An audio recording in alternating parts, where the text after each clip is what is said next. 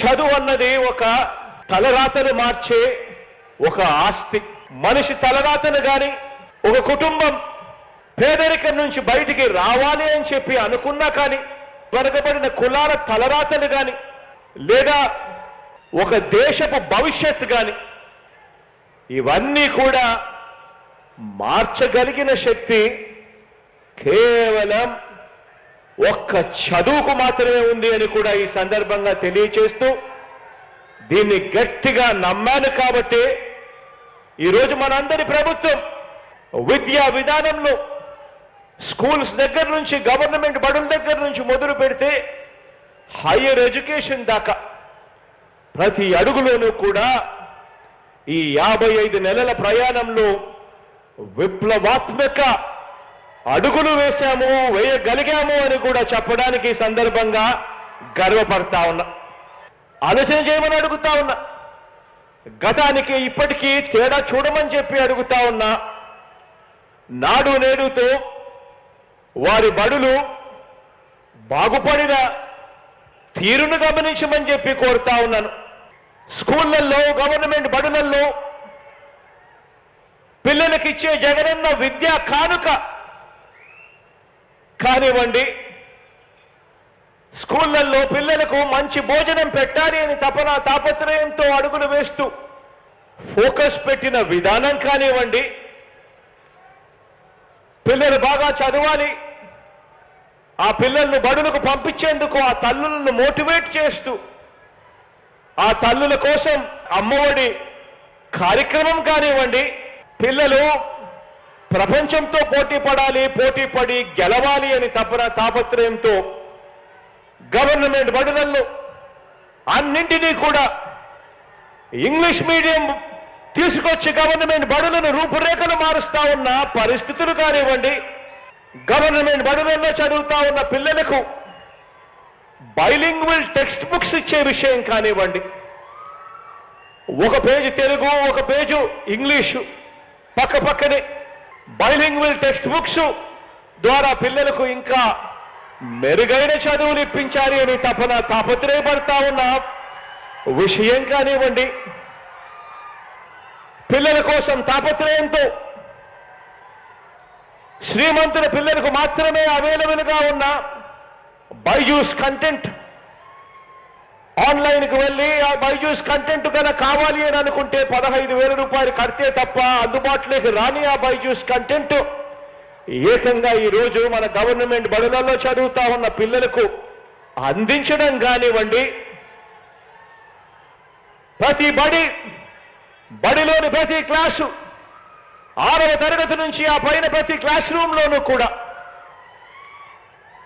ప్రతి class room కూడా డిజిటల్గా ఐఎఫ్పీలు బిగించి డిజిటల్ క్లాస్ రూములుగా వాటిని మార్చి డిజిటల్ బోధన తీసుకురావటం కానివ్వండి, గవర్నమెంట్ బడులలో చదువుతా ఉన్న పిల్లలు 8వ తరగతికి వచ్చేసరికి ఆ 8వ తరగతి పిల్లలకందరికీ కూడా ట్యాబులు ఇచ్చే విషయం కానివ్వండి,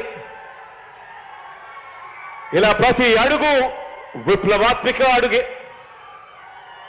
తెలుగు మీడియం నుంచి ఇంగ్లీష్ మీడియంకు సిబిఎస్ఈతో మొదలై పిల్లలందరినీ కూడా గొప్పగా చదివించాలని తాపత్రయంతో 3వ తరగతి నుంచే ఆ పిల్లలకు టోఫుల్ కోసం ప్రిపేర్ చేయాలి అని చెప్పి టోఫుల్ను ఒక సబ్జెక్టుగా తీసుకొచ్చిన పరిస్థితులు, 3వ తరగతి నుంచే సబ్జెక్ట్ టీచర్లు పెట్టిన పరిస్థితి, క్లాస్ టీచర్లు లేని పరిస్థితి నుంచి ఏకంగా స్కూళ్లలో సబ్జెక్ట్ టీచర్లు తీసుకొచ్చిన పరిస్థితి వరకు కూడా ప్రతి అడుగులోనూ కనిపిస్తుంది. పిల్లల బంగారు భవిష్యత్ కోసం ఆ పిల్లల కోసం ఎంత తాపత్రయపడుతూ వాళ్ళ జగన్ మామ అడుగులు వేశాడు అన్నది ప్రతి అడుగులోనూ కనిపిస్తుంది. తాపత్రయం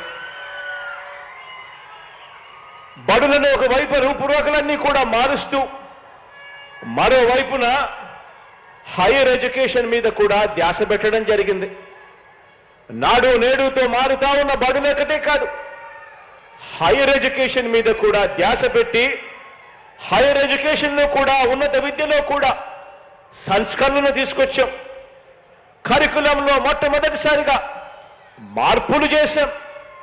కరికులం మీద ఇంత ధ్యాస పెట్టిన ప్రభుత్వం బహుశా ఎప్పుడు చూసుండరు. కరికులంలో పిల్లలు ఏం చదువుతా ఉన్నారు, ఆ కరికులం ఎలా ఉంది అని మొట్టమొదటిసారిగా ఒక ముఖ్యమంత్రిగా కరికులం మీద కూడా ధ్యాస పెట్టిన పరిస్థితి కేవలం మీ జగన్ మామ పరిపాలనలోనే జరుగుతా ఉందని చెప్పడానికి కూడా గర్వపడతా ఉన్నా. ఈరోజు మొట్టమొదటిసారిగా డిగ్రీలో కూడా ఒకవైపున డిగ్రీ సర్టిఫికెట్లు తీసుకుంటా ఉన్నాం. ఆ డిగ్రీలో ఈరోజు ఆన్లైన్ వర్టికల్స్ ను ఈరోజు మొట్టమొదటిసారిగా డిగ్రీలో ఈరోజు తీసుకుని రావడం జరిగింది. డిగ్రీలో ఏకంగా 10 నెలల పాటు ఇంటర్న్షిప్ తీసుకొచ్చిన అడుగులు కూడా ఈ 55 నెలల కాలంలోనే పడ్డాయి. జాబ్ ఓరియంటెడ్ గా ఈరోజు కోర్సులన్నీ కూడా అడుగులు వేగంగా పడుతూ వచ్చాయి. మన పిల్లలు ప్రపంచంలో మేటి యూనివర్సిటీస్తో పోటీ పడి చదువులు మన రాష్ట్రంలో కూడా ఉండాలి అని తాపత్రయంతో పడి అంతర్జాతీయంగా కూడా ఆన్లైన్ ప్లాట్ఫామ్లో MIT, హార్వర్డ్, LBS, LSE ఇటువంటి వారి సర్టిఫికెట్లు, ఆ సబ్జెక్టుకు సంబంధించిన సర్టిఫికెట్లు మన పిల్లలకు మన డిగ్రీ చదువుతూ ఉండగా ఆ సబ్జెక్టు సర్టిఫికెట్ ఆ ప్రఖ్యాత యూనివర్సిటీస్ నుంచి కూడా వచ్చేట్టుగా ఎడెక్స్ అనే సంస్థతో, ఇంటర్నేషనల్ సంస్థతో టైఅప్ అయి అది కూడా ఆన్లైన్లో ఆ కోర్సులన్నీ కూడా తీసుకొస్తూ ఆర్టిఫిషియల్ ఇంటెలిజెన్స్ను దీనికి అనుసంధానం చేస్తూ ఆ సర్టిఫికెట్లకు సంబంధించిన కోర్సులు కూడా మన డిగ్రీలో భాగం చేస్తూ ఈ ఫిబ్రవరి నుంచి ఆ దిశగా కూడా అడుగులు పడతా ఉన్నాయని కూడా చెప్పడానికి గర్వపడతా ఉన్నాను అని చెప్పి సందర్భంగా తెలియజేస్తా ఉన్నాను. ఈరోజు మన పేద విద్యార్థి, మన పిల్లలు, మన రాష్ట్రంలో చదువుతా ఉన్న పిల్లలు ప్రపంచంతో పాటు విద్యాభ్యాసం చేయగలిగితే ప్రపంచంతో పాటు వీళ్ళు కూడా వేగంగా ఎదగలుగుతారు. Harvard university, MIT university, LBS, LSE ఇటువంటి యూనివర్సిటీస్ సంబంధించిన సబ్జెక్ట్ సర్టిఫికెట్ మన డిగ్రీస్తో భాగమైనప్పుడు మన పిల్లలకు ఉద్యోగాలు ఇక్కడ కాదు ఎక్కడైనా ప్రపంచంలో ముందు వరుసలో మనం ఉంటామని చెప్పడానికి కూడా ఈ సందర్భంగా గర్వపడతా ఉన్నా. ఇదొకటే కాకుండా ప్రపంచంలో ఎక్కడైనా కూడా మన పిల్లలు గొప్ప చదువులు చదవగలిగితే, బెస్ట్ యూనివర్సిటీస్ నుంచి మన పిల్లలు రాగలిగితే ఆ చదువుల వల్ల వాళ్ళ తలరాతలు మారడమే కాకుండా మన రాష్ట్ర తలరాతలు కూడా వాళ్ళు మార్చగలుగుతారు అని చెప్పి జగనన్న విదేశీ విద్యా దీవెన అనే పథకాన్ని తీసుకొచ్చాం. టాప్ 50 కాలేజెస్ 21 ఫ్యాకల్టీస్తో 21 ఫ్యాకల్టీస్లో అంటే దాదాపుగా 350 కాలేజీలు. ఈ కాలేజీలో సీటు వస్తే చాలు, వాటిలో ఫీజులు ప్రతి కాలేజీలోనూ 50 లక్షల నుంచి ₹1 కోటి దాకా ఉన్నాయి. అయినా కూడా ఏ ఒక్కరూ కూడా అప్పుల పాలు కావాల్సిన పని లేదు. సీటు వచ్చినా ఆ డబ్బులు కట్టలేని పరిస్థితిలో మేము ఉన్నాము, ఎలా పోగలుగుతాము అని చెప్పి భయపడాల్సిన పని లేదు. జగనన్న విదేశీ విద్యా దీవెన ఏకంగా మీరు సీటు తెచ్చుకోండి, ఏకంగా ₹1,25,00,000 వరకు ఆ ఫీజులన్నీ కూడా మీ జగన్ మామే భరిస్తాడు అని చెప్పి కూడా జగనన్న విదేశీ విద్యా దీవెన అనే పథకాన్ని తీసుకొచ్చాం. దీనివల్ల ఇప్పటికే 400 మంది పిల్లలు ఈరోజు జగనన్న విదేశీ విద్యా దీవెన ద్వారా ప్రపంచంలోనే ఉన్న ప్రఖ్యాత కాలేజీలలో ఈరోజు చదవగలుగుతా ఉన్నారు, చదువులు చదువుతూ ఉన్నారు. వాళ్ళు వాళ్ళ బ్రతుకులు మార్చుకోవడమే కాదు, రాష్ట్రం రూపురేఖలు కూడా మార్చే లీడర్షిప్ పొజిషన్లకి వాళ్ళందరూ కూడా రాబోయే రోజుల్లో వస్తారు. వాళ్ళందరూ కూడా అటువంటి ప్రఖ్యాత యూనివర్సిటీస్ నుంచి బయటికి వచ్చినప్పుడు వాళ్ళందరికీ కూడా పెద్ద పెద్ద ఉద్యోగాలు, పెద్ద పెద్ద సంస్థల్లో వాళ్ళు వచ్చి మన పిల్లల్లో కూడా చెయ్యి పట్టుకొని పైకి తీసుకొని పోయే కార్యక్రమం జరుగుతుంది.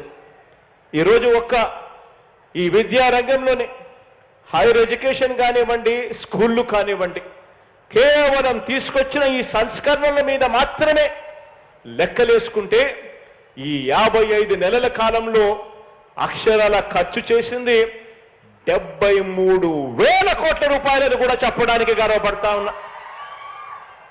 ఎడ్యుకేషన్ అనే ఒకే ఒక్క సెక్టర్ మీద కానీ, హైయర్ ఎడ్యుకేషన్ కానీ కేవలం ఈ సంస్కరణల మీద మాత్రమే మన పిల్లలు చదవాలి, గొప్పగా ఎదగాలి అని తపన తాపత్రయంతో బహుశా ఎప్పుడు గతంలో జరగని విధంగా ఖర్చు చేసింది ఏకంగా 73,000 కోట్ల రూపాయలని చెప్పడానికి గర్వపడతా ఉన్నా.